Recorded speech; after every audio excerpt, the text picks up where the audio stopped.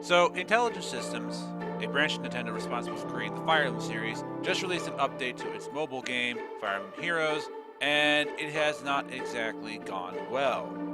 Or at least from what I see online and YouTube comments, and just an overall opinion of it, it has not been received very well. I have been very critical of this game for a long time now and its community because I see things about the game that I really don't like, and I see that my opinion is shared by a lot of other people. But like any player to the game, I just sort of accepted the issues and continued playing. One of my big contentions with the game is how Aether Race is basically a mode beyond saving now with how bad it has become. With the completely imbalanced gameplay, the overall hyper-competitiveness on Reddit, which if anyone says Aether Race takes skill or competitive, I will disagree with you on any aspect of it. Any game to me that requires someone to put more money into it to give them an advantage over others that cannot be easily overcome as compared to somebody who doesn't. And if the game does nothing to balance this fact, then the game is not skilled.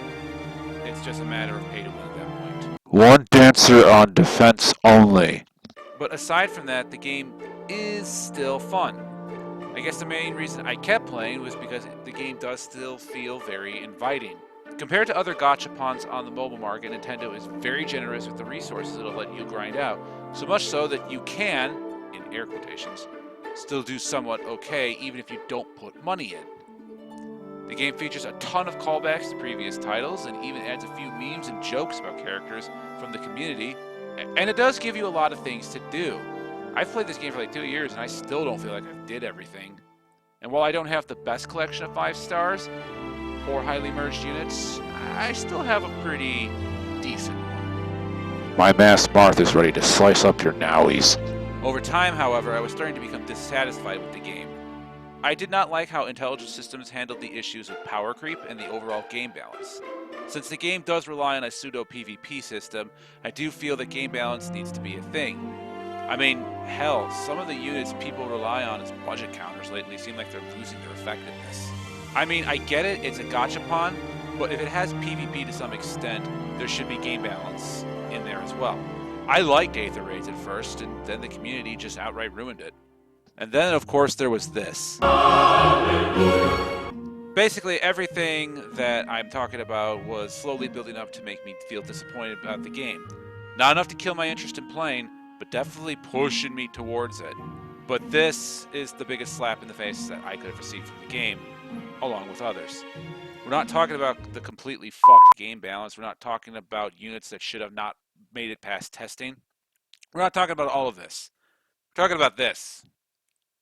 Fuck off, Intelligent Systems. Just fuck off. So the Fire Emblem Heroes Pass is the subscription model to Fire Emblem Heroes. Say that 3 times fast. The subscription has drawn a lot of ire from people here in the US. Not as much in Japan because that's where mobile gaming is usually more dominant at. From what I understand, the subscription model is something that the Japanese would have liked anyway because they seem to play these kind of games a bit more often. In fact, it's probably because of the Japan mobile market why Nintendo made this decision to make this model anyway.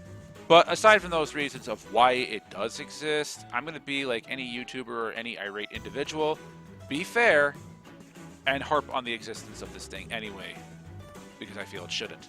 But let's now actually be fair, and not how I deem being fair, and let's talk about what the model offers so you can actually see where a lot of the problems come from. So the subscription model gives you a few benefits. The first benefit is every month you get a 5-star hero. This is sort of a bad start for me, but this is also something that I kind of expected for a subscription model. People are paying money for this, they should get something of value, and a free 5-star every month seems like a decent deal. And on the surface it seems fine, except for the fact that there's a small issue. These 5 stars are different than the standard 5 stars that you could pull. They're called Resplendent Heroes. They basically take an old 5-star unit, or a new one. We don't know how this is going to work yet since it's only been out for this month. They get a new attire, they get new voice lines, and a new overall appearance in general.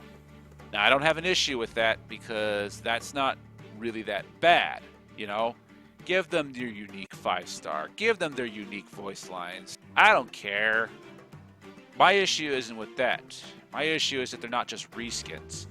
The heroes that you get from the Fire Emblem Heroes Pass will actually have better stats than the original unit it's based on. So this is the stats for Lyn right here, and this is the Resplendent Hero stats, or what they're going to be. They're basically going to be 2 higher. Overall, that's not a massive difference. You gotta think about this for a fact. They're getting heroes that people who grind with orbs and use them on their poles can't actually ever get. And the 5 stars in this game are already a pretty big pain to pull for to begin with. As I had mentioned before, Fire Emblem Heroes has had an issue with dealing with the power creep. Most of the Gen 1 heroes are now worthless. The Heroes Pass is giving people more power that are paying to win as compared to the people who are not paying and just enjoying the game. They're basically going to get stronger heroes that free-to-play players cannot actually ever get.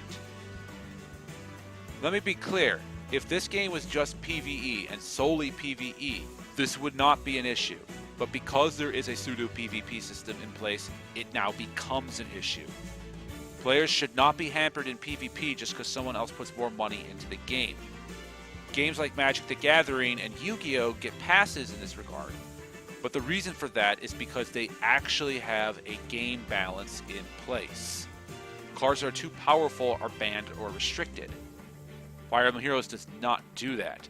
So the heroes who have no right to exist in the hands of players can still be used. I just can't imagine what will happen if they start to use like more recent heroes, like a Resplendent Nagi, or I think that's her name, I could be wrong, or like a Resplendent Fallen Tiki. That would be really bad. Alright, this is starting to turn to rant, so we'll probably move on to the more egregious errors of this pass that I think and most people should not be exclusive to the pass. So the second thing that you get is that you get access to these Hero Pass quests. And this isn't as bad, it's basically giving you another set of quests that you can do to get more resources. You can, in the game, finish the quests, but unless you have the pass, you can't actually pick up the rewards. So this part of the pass gets a pass from me, only because it isn't super bad. It does give them more resources, but that's not super egregious as some of the other stuff that we'll be getting into with this. Alright, we're getting into probably what is one of the bigger offenders of the Heroes Pass. If the Resplendent Heroes weren't already pretty bad, as I had already mentioned, even though depending on what hero gets released, they may not be, this is probably going to be bigger. The Fire Emblem Heroes Pass user gets to have 3 summoner support slots, compared to normal cases just 1.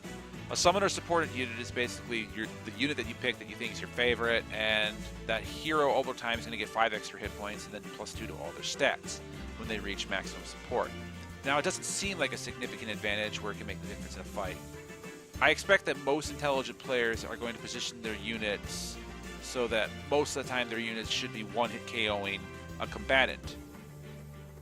But here's the thing, because of how low the numbers are in Fire Emblem Heroes with the stats and everything, like most of the stat numbers in certain areas are kind of similar to each other. Because of that, there are instances where those +2 stats, and more importantly, that +5 hit points actually will make a difference. Since you can't see the combat forecast unless you're attacking someone, unless you're using a battle calculator to determine how much damage you're going to take or they're going to take that isn't shown on screen, anything else will be up to your own judgment. This could become especially more cumbersome if you run into a team or a unit where you kind of have to make a risk.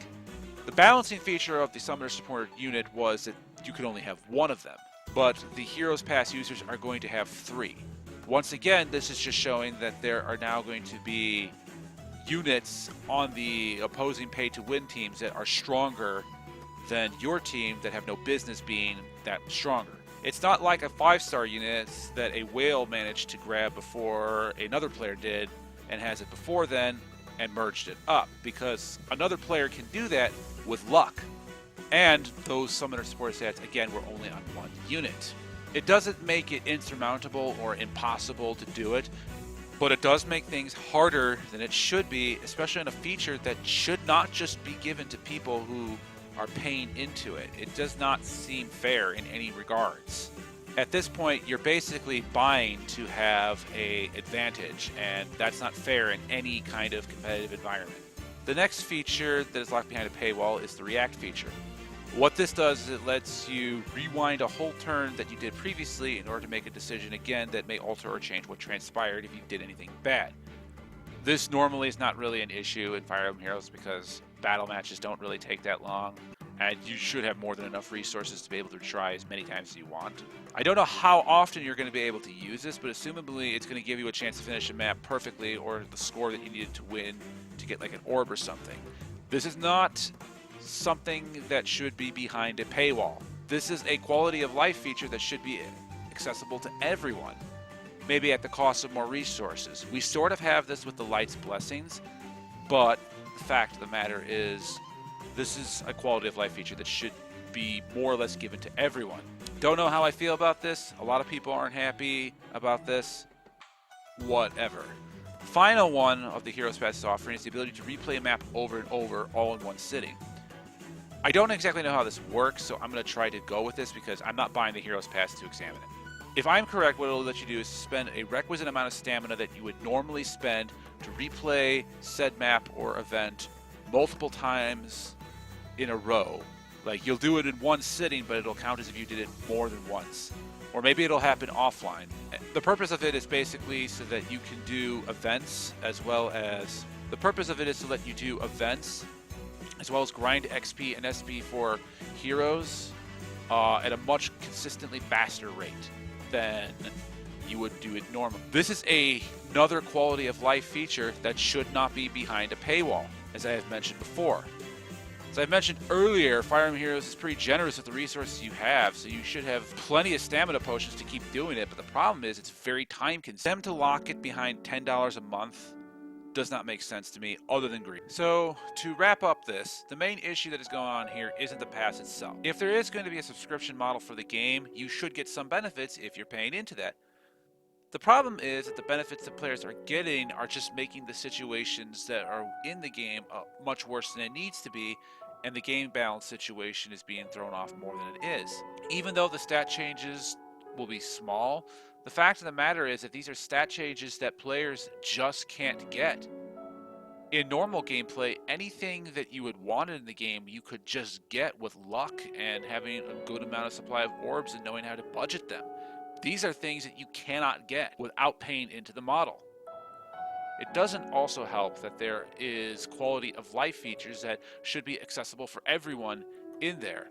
The go back last turn and multi-battle function should be something everyone should access. Maybe for a fee of resources, but still available. It also doesn't help at all that this Hero Pass was dropped on the anniversary update of the game. A set of days where this probably should not have dropped. A month later probably would have given this far less ire than it did. Not one of us here in the community want a paywall to further create a division between those who pay and those who do not. This wouldn't be anything normally brought up in a video, I would think. If this was any other gacha game or any other mobile game, I don't think most people would care, and even probably I wouldn't. But this is Nintendo we're talking about. We hold Nintendo to a higher standard of quality than other video game companies. I have no intention of letting Nintendo engage in practices like this without some sort of retort on my end, and from the community. The subscription model feels like a slap in the face, and it has made me not happy, and I've already been dissatisfied with the game for more than one reason that has already been highlighted in this video. And since I have been already of late dissatisfied with the game, this is only elevating or prompting me to further my decision of whether or not I want to uninstall this game. Nintendo, come on. Don't do this. Don't let IS do this. Hold your games to the same standard of quality that you have, not just your console games. You literally scrapped all of Metroid Prime 4 and started over just to make sure that the game is released right. Do the same for this. Don't become enamored by gaming giants that we despise. Well, that's all for this rant. Leave a like or discussion, comments, messages, death threats, something. Stay tuned for more videos. And that's it.